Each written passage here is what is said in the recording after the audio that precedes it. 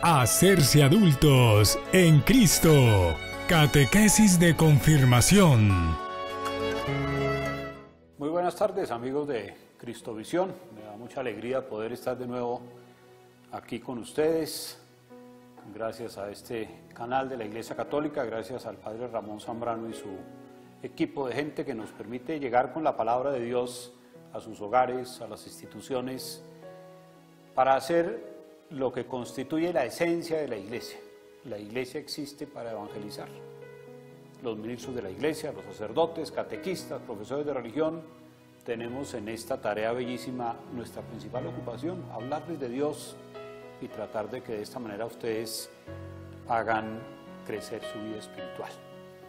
Este programa, Hacerse adulto en Cristo, catequesis de confirmación, comenzó hace 8 días y ya hemos recibido bastantes comunicaciones de ustedes, de interés, de preguntas, de inquietudes, y ojalá sean muchas las personas que se valgan de esta catequesis y al final del semestre se acercan a sus parroquias a decir que ya la recibieron para que se programe la confirmación de todos ustedes. Quiero invitarlos entonces a que comencemos este segundo encuentro de confirmación con una lectura bíblica que va también a inspirarnos durante esta charla en esta tarde del sábado. He escogido un texto de San Mateo en el capítulo 6 de los versículos 5 a 15. Me va a permitir leérselos. Dijo Jesús: cuando ustedes oren, no hagan como los hipócritas, que gustan rezar de pie en las sinagogas y en las esquinas para exhibirse a la gente. Les aseguro que ya han recibido su paga. Cuando tú vayas a orar, entra en tu habitación, cierra la puerta y reza a tu Padre a escondidas, y tu Padre que ve en lo escondido te lo pagará. Cuando ustedes recen, no sean charlatanes como los paganos, que piensan que por mucho hablar serán escuchados. No los imiten, pues el Padre de ustedes sabe lo que necesitan antes de que se lo pidan. Ustedes oren así: Padre nuestro que estás en el cielo, santificado sea tu nombre, venga tu reino, hágase tu voluntad en la tierra como en el cielo. Danos hoy nuestro pan de cada día. Perdona nuestras ofensas, como también nosotros perdonamos a los que nos ofenden. No nos dejes caer en la tentación y líbranos del mal. Pues si perdonan a los demás las ofensas, su Padre del cielo los perdonará a ustedes. Pero si no perdonan a los demás, tampoco el Padre los perdonará a ustedes. Palabra de Dios. Bueno, les decía que ya hemos empezado a recibir comunicaciones y ustedes van a encontrar a lo largo del programa o al final, en la base de la pantalla, nuestro correo de la Parroquia Cristo Rey para que quienes estén interesados se inscriban y al final de esta catequesis, en el último sábado de noviembre, después podamos expedirles una constancia de participación y con ella ustedes se puedan acercar a sus parroquias a pedir ser admitidos en el sacramento de la confirmación. Es un servicio que queremos prestar desde Cristovisión, desde la Parroquia Cristo Rey, dadas las circunstancias de que no nos podemos reunir como lo hacemos habitualmente en nuestras parroquias, pero Dios nos ha puesto este magnífico instrumento cerca de nosotros. En la primera charla de estos encuentros, yo quisiera que siempre lo pensáramos como encuentros, más que como charlas o conferencias, de estos encuentros de fe. Yo les decía que todo sacramento es un encuentro con Cristo, todo sacramento es un encuentro con Cristo. Y la confirmación quiere ser un encuentro con los dones del Espíritu Santo que nos promete Jesucristo. Y pensábamos también, o usábamos la imagen de dejar que Jesús se suba a nuestra barca, como se subió a la barca de aquellos pescadores, para convertirlos después en sus apóstoles. Y ellos inteligentemente lo dejaron subir. Imaginémonos que nuestra vida, la de cada uno, es como una barca que navega en el mar de la historia y Jesús quiere estar allí presente. Y una vez que Jesús se ha subido a nuestra barca, lo escuchamos, lo dejamos hablar, seguimos sus indicaciones. Acuérdense en esa lectura de hace 8 días cómo Pedro y sus socios no habían pescado nada y le dicen a Jesús, pero porque tú lo dices, vamos a arrojar de nuevo las redes. Y hay que ver los frutos maravillosos que allí se obtuvieron. Entonces, mi invitación es que en esta catequesis de hacerse adulto en Cristo, sacramento de la confirmación, estemos pensando en ese itinerario, encontrarnos con Cristo, invitarlo a subir o a entrar a nuestra vida, escucharlo, seguir sus indicaciones y alegrarnos de los frutos de vivir en Cristo. Hoy he escogido el texto del Padre Nuestro. De pronto algunos de ustedes nos han preguntado ¿de dónde salió el Padre Nuestro? ¿Se lo inventó algún sacerdote, un papa, un obispo? No, es la forma como Jesús enseñó a orar a sus discípulos. Y lo he escogido porque yo quisiera que hoy el tema fuera el siguiente: ¿qué nos trae Cristo? Yo me acerco a Cristo, me encuentro con Cristo en la iglesia, en la palabra, en los sacramentos, en la oración, en la caridad. ¿Qué me trae Cristo? ¿Qué me trae Cristo? Alguien podría preguntar más fríamente, ¿para qué me sirve acercarme a Cristo? ¿Para qué me sirve recibir sus sacramentos? Pues digámoslo de una vez y después lo vamos desarrollando. Lo que nos trae Cristo es a Dios mismo. Lo que hace Cristo en nosotros es presencia de Dios. Quien me ha visto a mí, le dice Jesús a uno de sus apóstoles, ha visto al Padre. Nosotros queremos encontrarnos con Cristo para ver a Dios, para sentir a Dios, para conocer quién es Dios. ¿Quién es Dios? Les devuelvo la pregunta. ¿Quién es Dios, queridos televidentes, cristovidentes? ¿Quién es Dios? Aquí uno podría hacer como un gran silencio y dejar que cada uno encuentre la respuesta, pero no nos aguantamos las ganas de preguntarle a la palabra de Dios, ¿quién es Dios? Nos vamos a confirmar, queremos hacernos adultos en Cristo porque amamos a Dios. ¿Quién es Dios? Es tan difícil amar a alguien si uno no lo conoce bien. Y con Dios sucede lo mismo. Si lo conocemos, lo amaremos mucho más. Y por esa razón, escogí el Padre Nuestro. Porque si ustedes se dan cuenta, lo miran con detenimiento, el Padre Nuestro habla de Dios. En general habla de Dios, al final habla de los seres humanos, pero habla de Dios. Yo quisiera que entonces recorriéramos ese camino de la enseñanza del Padre Nuestro para saber algo más de Dios, para saber algo más de Dios. Y en la medida en que uno va sabiendo más de Dios, pues también crece el compromiso de acercarse a Él, de vivir según su palabra, de hacernos verdaderos hijos e hijas de Él por su presencia en nuestra vida. Y el Padre Nuestro comienza con una palabra que me parece que es maravillosa y es determinante. Cuando Jesús enseña a orar para relacionarse uno con Dios, dice Padre. Qué interesante. Dios es Padre. Digámoslo en palabras más familiares, Dios es papá. Jesús cuando le reza a Él le dice Abba, en hebreo, la palabra papá. Él habla a su Padre Celestial como verdadero Hijo. Y si decimos Dios Padre, en el fondo estamos afirmando con alegría que somos sus hijos y sus hijas. No somos menos, somos hijos e hijas de Dios. Cuando nos bautizaron, llegó a nosotros esa magnífica condición, hijos e hijas de Dios. No se nos olvide eso nunca. Somos hijos e hijas de Dios. Cuando nos pregunten de quién somos o a quién le pertenecemos nosotros, deberíamos contestar rapidísimo y a viva voz, yo le pertenezco a Dios, yo soy hijo, yo soy hija de Dios. Eso no es un cuento, eso no es una palabrería, es la realidad que me ha comunicado el sacramento del bautismo. Y Jesucristo, manifestación de ese Padre, nos ha contado una cantidad de cosas de Dios como Padre. Su providencia. Es un Padre providente. Cuando Jesús va atendiendo a la gente, le va entregando los dones de Dios.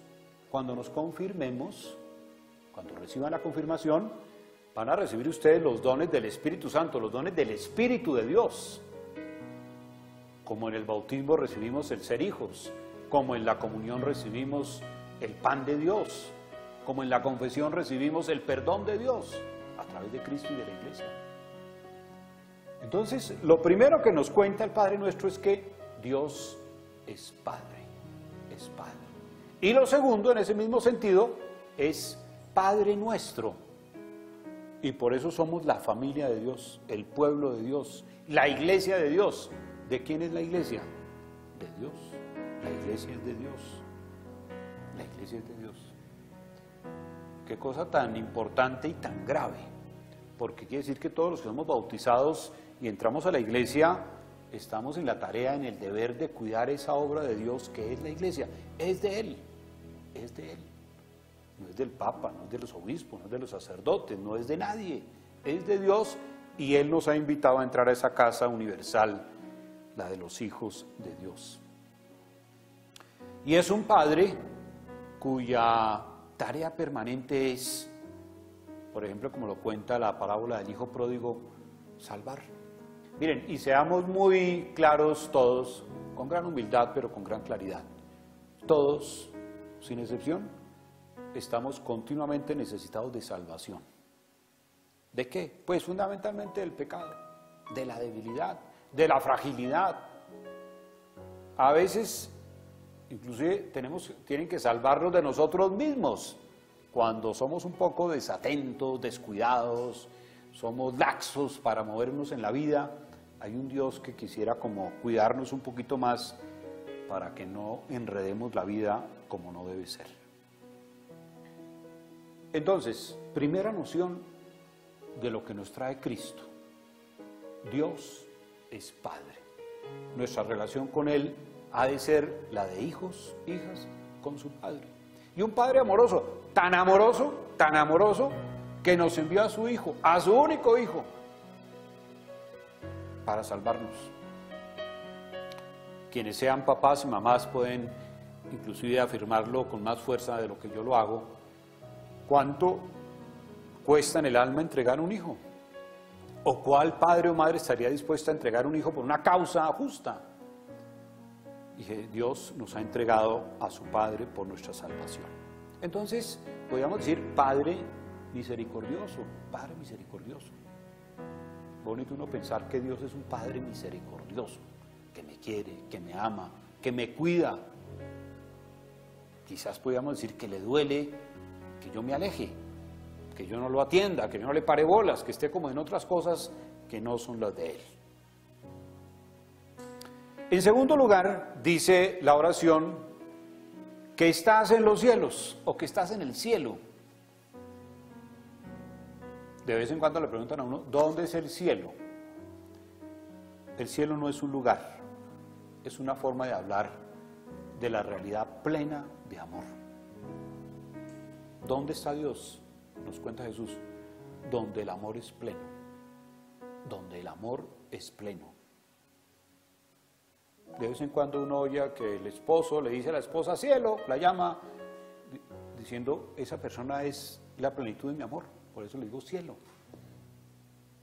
Dios está en la plenitud del amor. En todas las situaciones de la vida, en todas las relaciones humanas, en todos los proyectos humanos, donde el amor es importante, hay presencia de Dios. Y lo contrario, donde prima el odio, la violencia, la injusticia, ahí han expulsado a Dios. Ahí han expulsado a Dios. Seamos claros en estas cosas. Yo voy a pedirle a nuestro Señor que me confirme en la fe, que confirme la alianza que Él estableció conmigo en el bautismo. Perfecto. Ojalá uno en la oración, en la Eucaristía, le diga a nuestro Señor, me alegro que confirmes conmigo esa alianza porque quiero vivir como un ser amoroso. un ser misericordioso, un ser justo, un ser compasivo. Y si alguien por ventura vive en esos oscuros caminos del odio, de la violencia, de la venganza, del rencor, pues a través de las palabras de la Iglesia y del Evangelio, nuestro Señor lo llama a abandonar ese camino. No, ahí no hay felicidad, ahí no hay paz, ahí no hay gozo, ahí no hay triunfo. Todo lo que se haga en esos caminos es derrota, aunque a veces pareciera que el que odia ha ganado. Nunca gana el que odia, siempre pierde. Entonces, el Dios del cielo es el Dios del amor. Estás en el cielo, estás en el amor, estás en la misericordia. Ustedes se darán cuenta que la Iglesia continuamente, inclusive ante los problemas más difíciles de la humanidad, hace siempre ese llamado: volvamos a Dios, volvamos al amor, volvamos a la humanidad, recuperemos la misericordia. No se trata de ser absolutamente implacables, castigadores, jueces de la humanidad, no. ¿Por qué no le ponemos a la humanidad cada vez el sentido del amor de Dios que produce tanto bien? Y ojalá los que se van a confirmar sueñen con eso, con ser unos adultos que tienen en el amor el ideal de su vida, la alegría de su vida, la impronta de su vida. Fíjense que estamos hablando entonces que pedir la confirmación es también tocar el corazón. Tocar el corazón. No es solamente tocar la cabeza, tocar el corazón.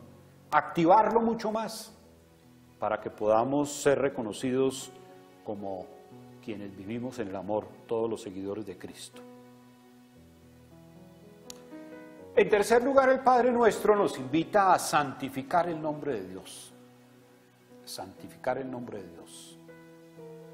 Dios es Padre nuestro, Dios vive en el amor, en el cielo, su nombre ha de ser santificado.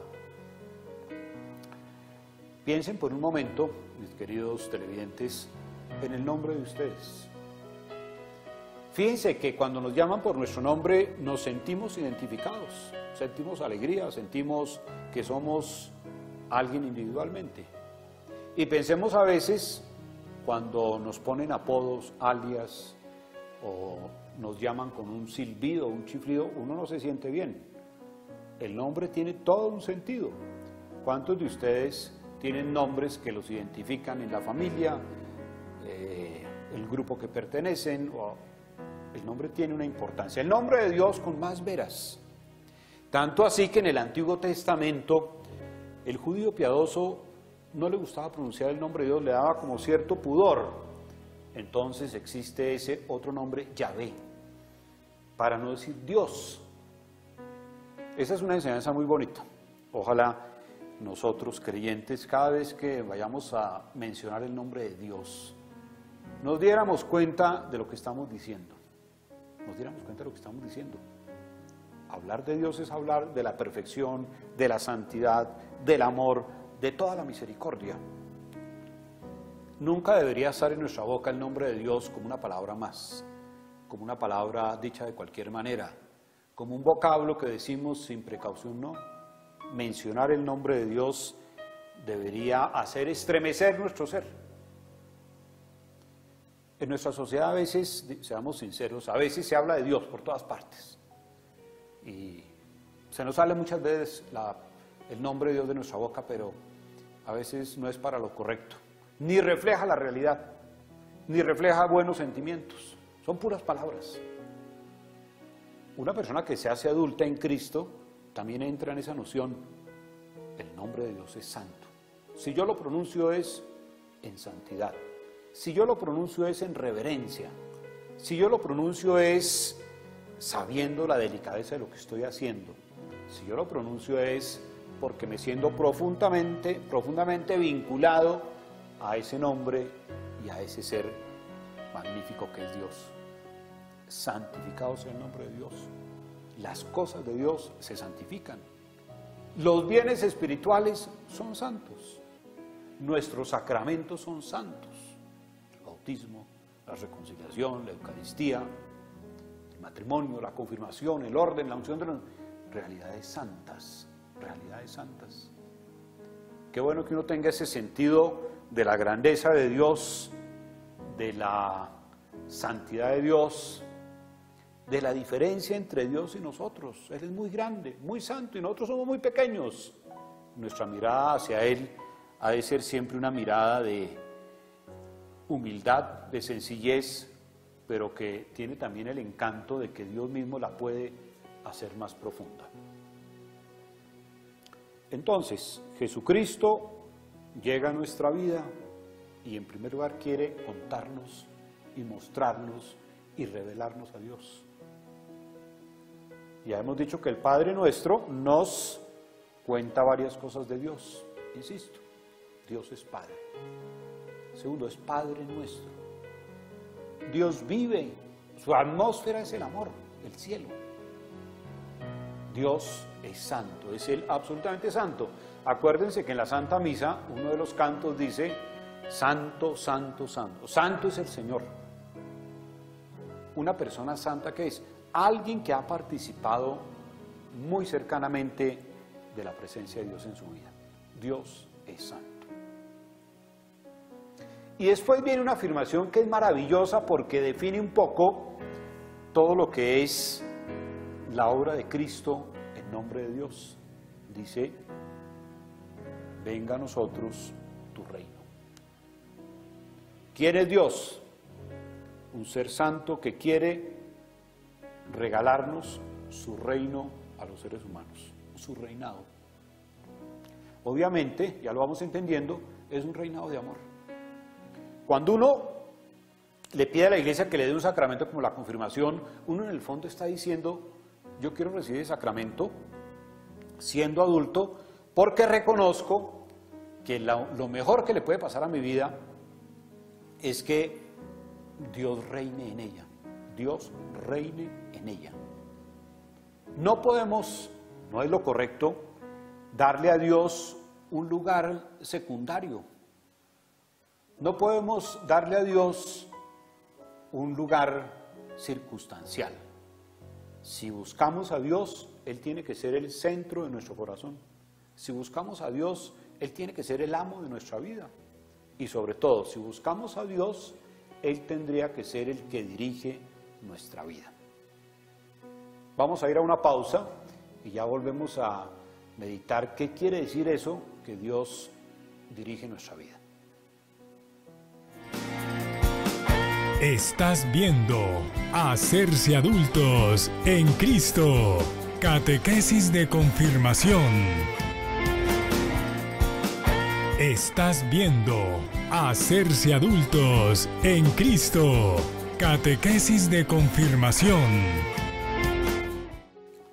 De nuevo con ustedes, amigos de Cristo Visión, en este nuestro programa Hacerse Adulto en Cristo, Catequesis de confirmación. Les recuerdo que aparecerá en la base de sus pantallas el correo en el cual ustedes se pueden inscribir, los que quieran recibir este sacramento al final del semestre, o para comunicarnos algunas inquietudes. Por ejemplo, me llegó esta inquietud que es típica de la confirmación. Un señor vive en unión libre con su señora, seguramente hace varios años, quiere confirmarse. ¿Puedo confirmarme? La respuesta exacta es esta: hay que hacer esta catequesis, pero en aras del matrimonio. Estábamos diciendo hace un momento, ¿qué es vivir en Cristo? ¿Qué es hacerse adulto en Cristo? Yo, bautizado en la Iglesia Católica, que quiero hacerme adulto en Cristo, vivo con otra persona, lo natural es que esa unión sea bendecida por Dios.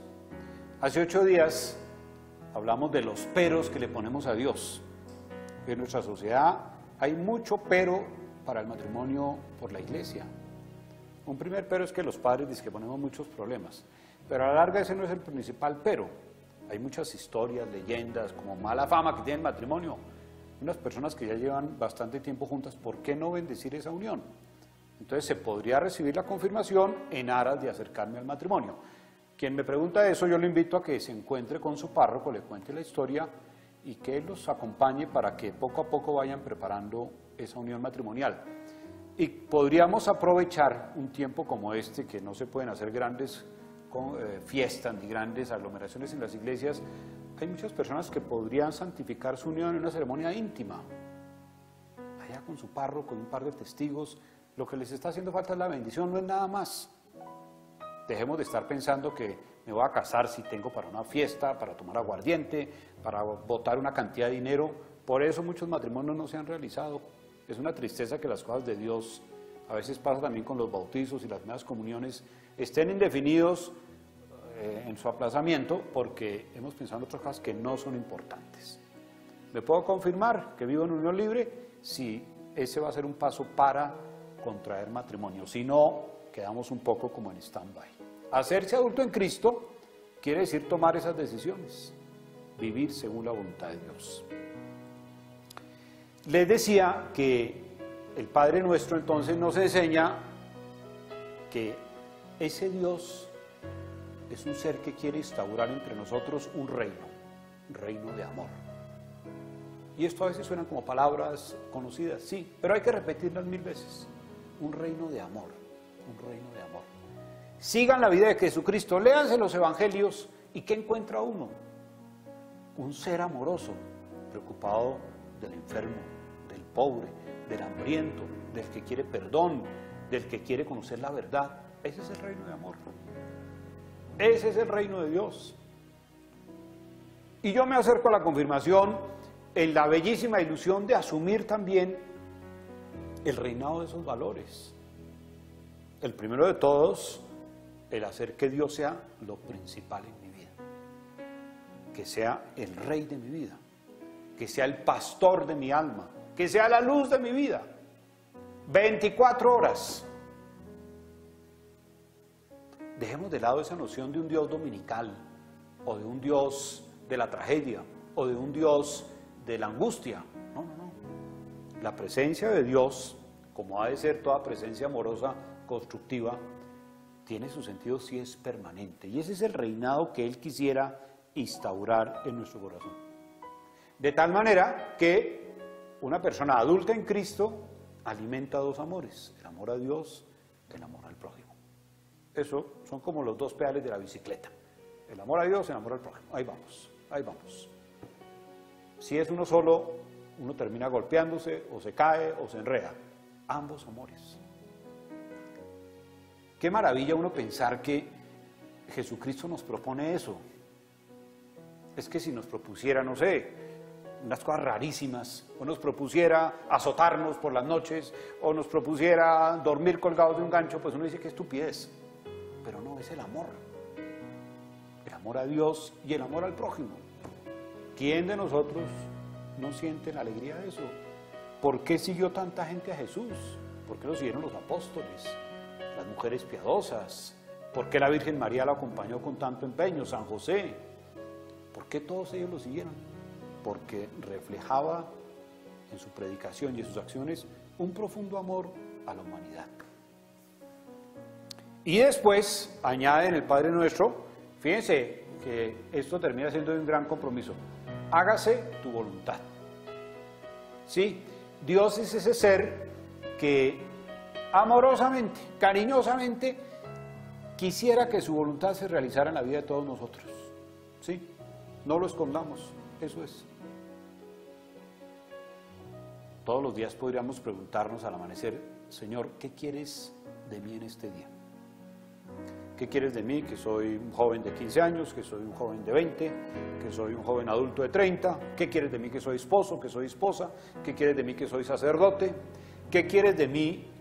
Que soy un enfermo, estoy enfermo. ¿Qué quieres de mí? Que estoy próximo a terminar mi vida. Señor, ¿qué quieres de mí? Házmelo saber para ponerlo por obra. Cabe la pregunta: ¿cómo hace uno para conocer la voluntad de Dios? Hay varios medios, varios medios. El primero, todos nosotros, todos, tenemos una cosa que se llama la conciencia. La conciencia es la que me ilumina el camino para el bien. Una conciencia que funciona, que está bien formada, que es activa, me está señalando permanentemente dónde está el bien, para perseguir el bien. Y me hace ver también lo que está mal para que yo me aparte de ese mal. Es muy importante que uno aprenda como cristiano adulto a seguir la conciencia. No dejemos que se adormezca nuestra conciencia. No vivamos como si no tuviéramos conciencia. La conciencia naturalmente me indica el bien. La conciencia nunca me lleva a hacer el mal, nunca. Nunca. Entonces, el primer mensaje del día a día de la voluntad de Dios es lo que nos sugiere la conciencia bien formada. En segundo lugar, pues está este libro magnífico, que no es un libro, son más de 70 libros, la Biblia. Espero que hayan hecho la tarea que les pedí la vez pasada. ¿Dónde está la Biblia de su casa? ¿Ya la bajaron? ¿Ya la descubrieron? ¿Ya la limpiaron? ¿Ya la pusieron sobre la mesa para empezar a trabajarla? Hoy les he sugerido un texto, San Mateo 6, capítulo 6, de los versos 5 a 15. Ojalá estén allá ya empezando a abrir esa Biblia, a sacarle todo el provecho que hay. Uno va leyendo la Biblia y en medio de muchas historias humanas, historias de países, historias de aventuras, de guerras, va descubriendo uno que ahí va Dios. Y allá en el segundo libro me encuentro con los mandamientos, y aquí en el Evangelio me encuentro con las bienaventuranzas, o el Padre Nuestro, o todas las enseñanzas de Jesús, o me encuentro más adelante con las cartas de San Pablo, que trata de darnos a entender las consecuencias de vivir como Jesús lo pide. Me voy a Romanos 8 y me encuentro la vida en el Espíritu. San Pablo nos vive como insistiendo en que no dejemos que lo único que oriente nuestra vida sea la carne, sino también el Espíritu, sobre todo el Espíritu. ¿Cómo más descubro la voluntad de Dios? Oyendo la enseñanza de la Iglesia. Los obispos, el Santo Padre, los sacerdotes, hemos sido preparados para divulgar la palabra de Dios. Y tantas otras personas. Ojalá siempre que oigamos a los predicadores de nuestra fe, seamos atentos. Ahí hay una palabra. No nos fijemos tanto si es divertido, si no es divertido, si habla largo, cortico, si me hace dormir o no. Fijémonos en el lenguaje, en lo que está diciendo. Siempre hay una enseñanza de parte de Dios en manos de sus ministros o de sus predicadores y predicadoras, en la voz de la Iglesia. Y otra forma, otro momento en que uno descubre de una forma extraordinaria la voluntad de Dios es en la oración. Un cristiano adulto tiene en la oración una de sus tareas diarias. Queridos cristovidentes, nunca habremos orado suficiente. Nunca habrá uno rezado suficiente.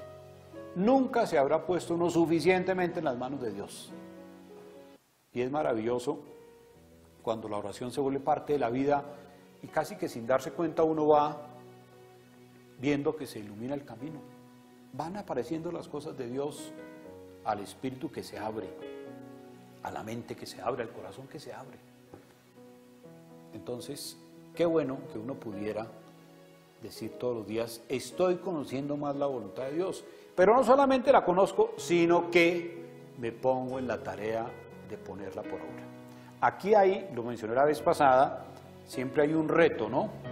Porque de pronto uno va conociendo la palabra de Dios, va conociendo los mandamientos, los evangelios, las cartas, y la vida no necesariamente va por allí. Y fíjense que no es tan difícil. Los mandamientos hablan de no robar, de no mentir, de no fornicar, etcétera, de respetar a los papás. Eso es muy fácil escribirlo, pero el reto del cristiano adulto es decir, yo voy a vivir según eso. Que mucha gente no vive así, eso no es problema de uno. Lo que debe regir nuestra vida no es lo que hace la mayoría, sino lo que enseña Dios. En muchas cosas de la vida actual, mucha gente está apartada de las enseñanzas de Dios, hay que reconocerlo. Y por eso hoy en día vivir como un verdadero cristiano es una verdadera lucha, una verdadera lucha. Como fue verdadera lucha la vida de Jesús. La vida de Jesús fue una lucha. Inclusive su lucha fue contra gente muy religiosa que no quería reconocer en él la presencia de Dios, la presencia del Mesías. Pero eso es hacerse adulto en Cristo, como es hacerse adulto en cualquier sentido de la vida. Una persona se hace adulta, forma una familia y asume las responsabilidades de una familia. Una persona se hace adulta, recibe el orden sacerdotal y responde por su vida sacerdotal. Una persona se hace adulta y le encargan una empresa o una cátedra o una tarea específica y como es adulta debe responder por eso. Uno como adulto en la fe está llamado a responder felizmente por una vida que Dios la quiere ver según su voluntad. Déjenme insistir entonces, ¿dónde conocer la voluntad de Dios? La conciencia, la palabra de Dios, la oración, la enseñanza de la iglesia y tal vez añadamos otra, lo que nos dicen los pobres y más necesitados. Esa voz es muy importante para el cristiano. En el pobre y en el necesitado siempre hay una palabra que Dios nos envía. Todos los que somos párrocos tenemos alrededor de nuestras iglesias gente que va a pedir limosna, que va a pedir ayuda, que está constantemente ahí. Yo a veces pienso que esas personas que viven de nuestra limosna son una presencia de Dios, que nos están diciendo nunca olvidarnos de los pobres, nunca olvidarnos de los necesitados, nunca olvidarnos de los que están en debilidad. Añade el Padre Nuestro. Fíjense lo bonito del Padre Nuestro, ¿no? Parece una oración poco distante en cierto sentido, y resulta que es una oración que nos está diciendo quién es Dios. Y dice ahí, danos hoy nuestro pan de cada día. ¿Quién es Dios? Dios da pan.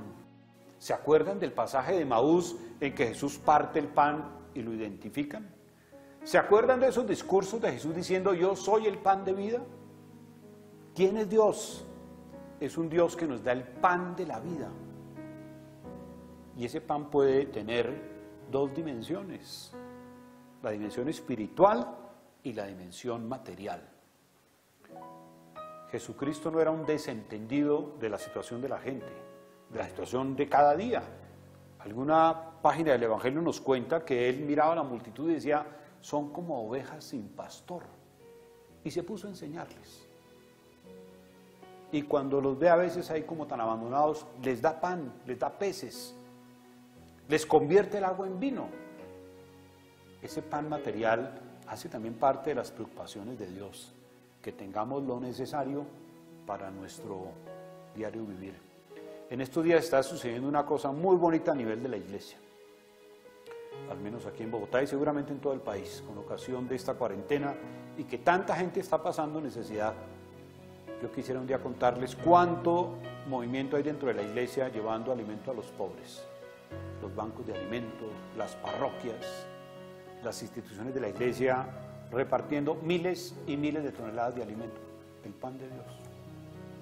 El pan de Dios. Y ese pan de Dios llega si todos los bautizados nos unimos a esa mano extendida de Cristo por quienes tienen hambre. Pero está el pan espiritual también. Allá en las tentaciones del desierto, Jesús le dice al demonio, no solo de pan vive el hombre, no solo de pan, se necesita pan. Hay que tener algo ahí en la despensa y en la nevera, estamos de acuerdo, pero no es suficiente. Nosotros no somos animales de engorde, necesitamos un poquito más, sino de toda palabra que sale de la boca de Dios. Es decir, hay un Dios que quisiera vernos a nosotros también plenos espiritualmente, plenos de su palabra, de su gracia, de su bendición. Tal vez nuestra tarea sea acercarnos un poquito, acercarnos un poquito para que me llegue la bendición, para escuchar la palabra, para recibir el sacramento, para escuchar la enseñanza. Danos hoy el pan de cada día. Y desde luego, el culmen de todo esto en nuestra iglesia es el pan de la Eucaristía. ¿Cómo nos está haciendo de falta la Eucaristía? A ustedes, queridos amigos, y a nosotros los sacerdotes, poder celebrarla con ustedes. La estamos celebrando solos o con una o dos personas, pero no es suficiente. La Eucaristía es la iglesia. La Eucaristía hace la iglesia, la Eucaristía alimenta la iglesia, la Eucaristía nos congrega como iglesia.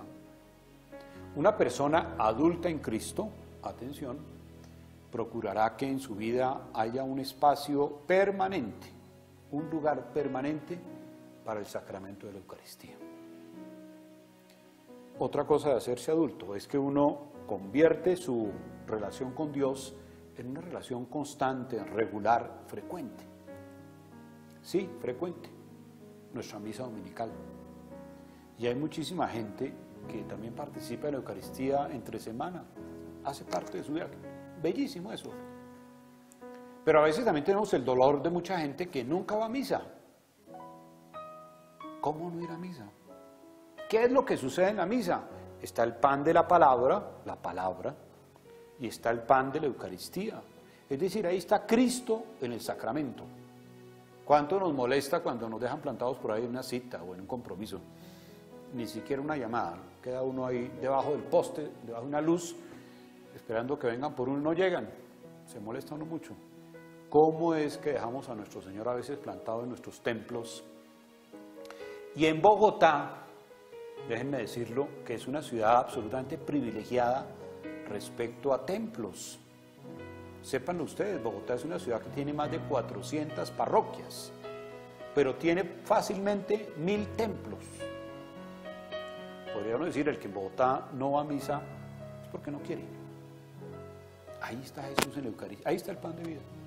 Uno entra a la iglesia y al fondo hay un cofrecito de plata o de bronce y una lucecita encendida. Ahí está Jesús en la Eucaristía para nuestra adoración. Y está el altar para que se consagre otra vez el pan sacramental. El pan de vida. Danos, Señor, el pan de vida. Y la respuesta de nuestro Señor es: claro que les doy el pan de vida. Casi Jesús añadiría: pero recíbanme. No me dejen esperando ahí.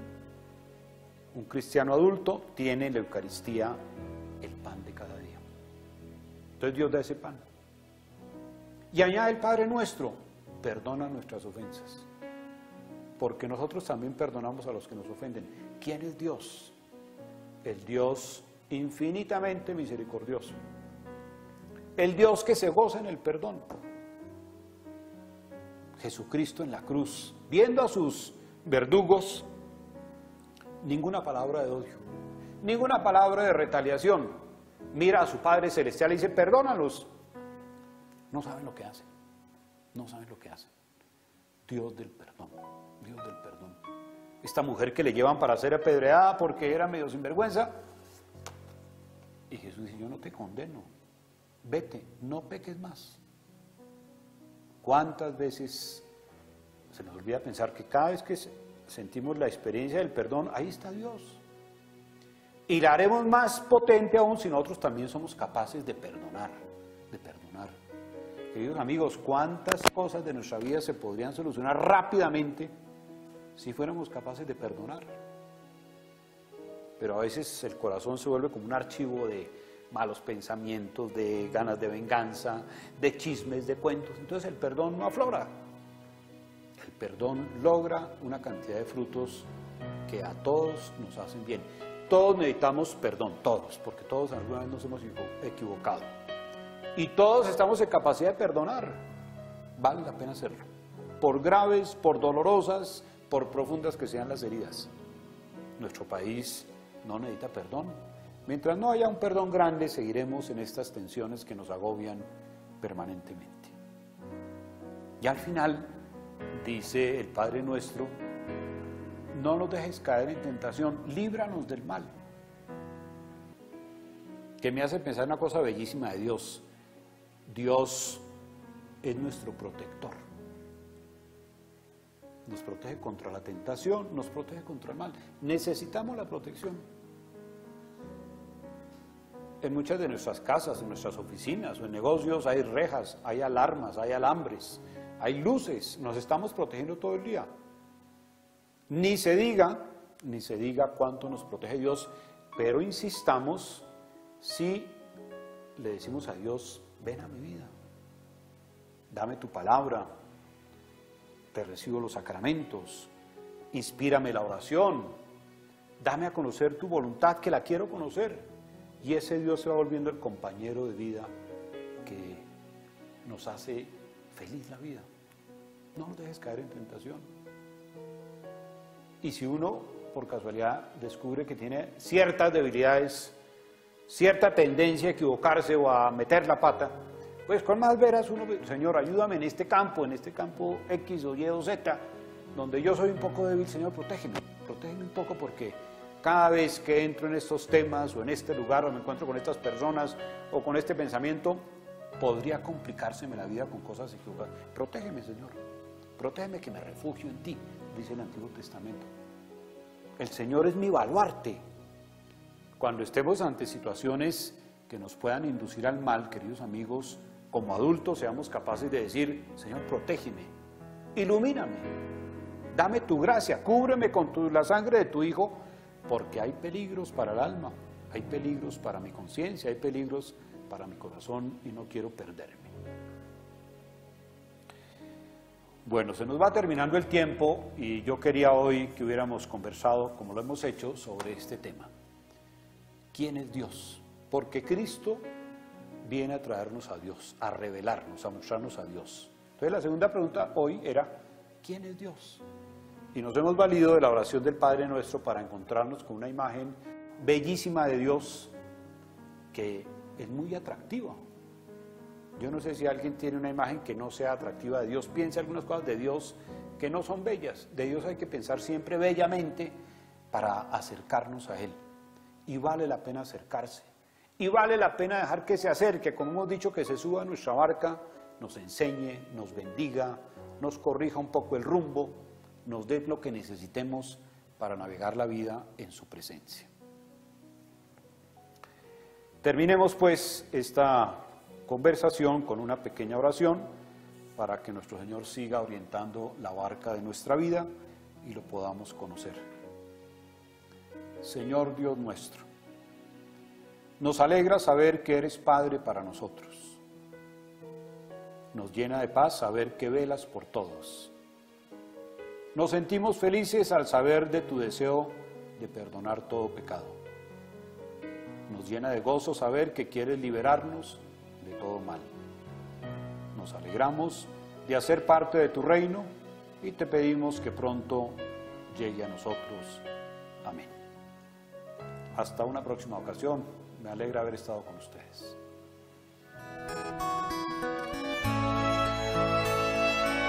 Hacerse adultos en Cristo. Catequesis de confirmación.